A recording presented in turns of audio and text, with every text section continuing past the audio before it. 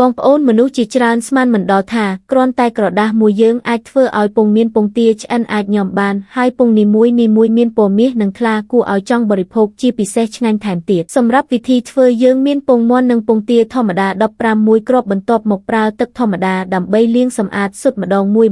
ឲ្យស្អាតបន្ទាប់មកទៀតដាក់វានៅក្នុងចានឲ្យស្ងួតឆ្លៀតឱកាសនេះដែរដើម្បីរៀបចំអំបិល1ស្លាបព្រាទឹកឆ្អិនទុកឲ្យត្រជាក់50ក្រាមម្សៅប្រឡាក់ស៊ុតគ្មានជាតិគីមីមួយកញ្ចប់ចេញពីរោងចក្រមាននៅតាមផ្សារទំនើបចិនបងប្អូនមើលតាមរូបទៅបើចង់ទិញបន្ទាប់មកប្រើចង្កឹះកូរម្សៅរហូតដល់រលោងម៉ត់ចូលគ្នាហើយទុកចោលរយៈពេល10នាទីបន្ទាប់មកដាក់ពងមាន់និងពងទាចូលរួចលាបជាមួយម្សៅដូចវីដេអូបងប្អូនហើយត្រូវរុំវាថ្នមជាមួយក្រដាសខ្ចប់វាក្រដាសនេះក៏មានលក់នៅផ្សារទំនើបចិនផងដែរស៊ុតដែលរក្សាទុកធ្វើតាមវិធីនេះនឹងមិនខកបំណងឡើយមនុស្សមួយចំនួនចូលចិត្តមើលវីដេអូរបៀបធ្វើម្ហូបតែមិនចេះធ្វើតែបើឃើញវីដេអូនេះហើយប្រាកដជាអាចធ្វើបានសូមអាននិងមើលវាដោយអត់ធ្មត់វាគឺជាការលើកទឹកចិត្តដ៏អស្ចារ្យបំផុតសម្រាប់ខ្ញុំសង្ឃឹមថាបងប្អូនមានសុខភាពល្អនិងរកស៊ីមានបានចុងក្រោយដាក់ស៊ុតចូលក្នុងក្រស្អាតមួយបិទភ្ជាប់និងទុករយៈពេល4ថ្ងៃបន្ទាប់ពី4ថ្ងៃ